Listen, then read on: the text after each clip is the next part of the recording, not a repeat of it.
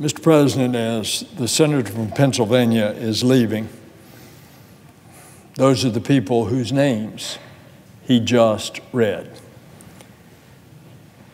And that's why I'm here, to tell you that teachers, students, and staff at Marjory Stoneman Douglas High School returned to school for the first time since that shooting 2 weeks ago.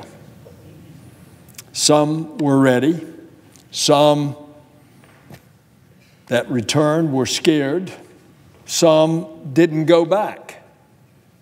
They're going to a different school. What happened at Stoneman Douglas High School 2 weeks ago should never happen anywhere in this country ever. Ever. Never again. Look at those faces. So full of promise. Here's the coach. He saved some of the kids' lives. He jumped in front of it. Another adult that tried to save lives. Another adult that tried to save lives.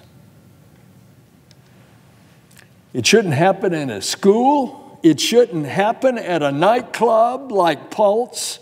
It shouldn't happen at an airport or a church or an outdoor concert. It shouldn't happen. So why does it? Why does this keep happening over and over again? Well, I'm going to tell you why. It's because of us.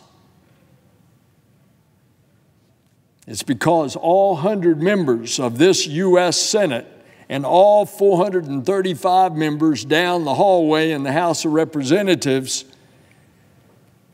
it's our refusal to act. It's our failure to convince one another that there are some things that should be done.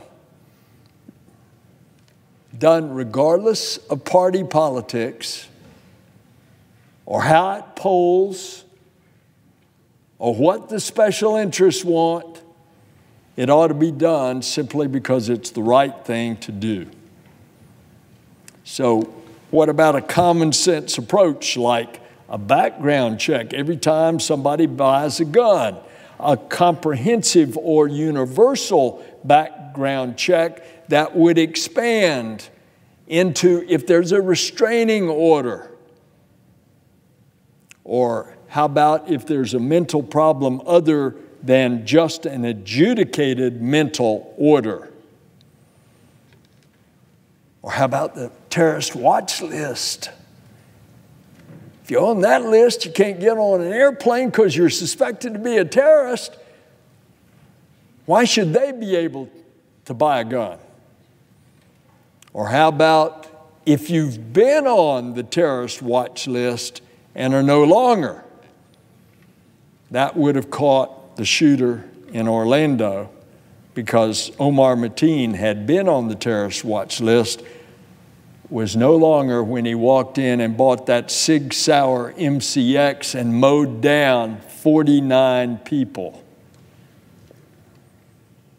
It's our refusal to act. It's our failure to convince one another that there are some things that should be done. So if you take the common sense part of requiring a background check, it's the right thing to do. Banning the military assault rifles, that's the right thing to do. Now, people get confused. There's a difference between a semi-automatic rifle and an assault rifle.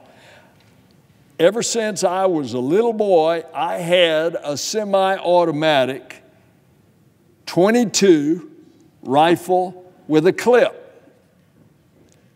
That's not an assault weapon.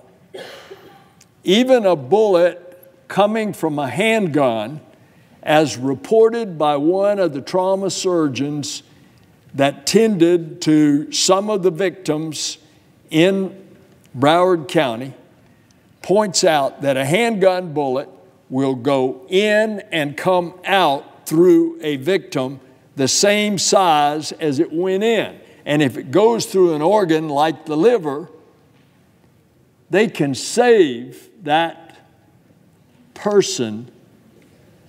But that's in contrast to an assault rifle weapon, a bullet that has 3 times the speed of a handgun bullet, that has 3 times the energy when it hits the victim, so that if it goes in to an organ such as the liver, it doesn't go through like a handgun bullet.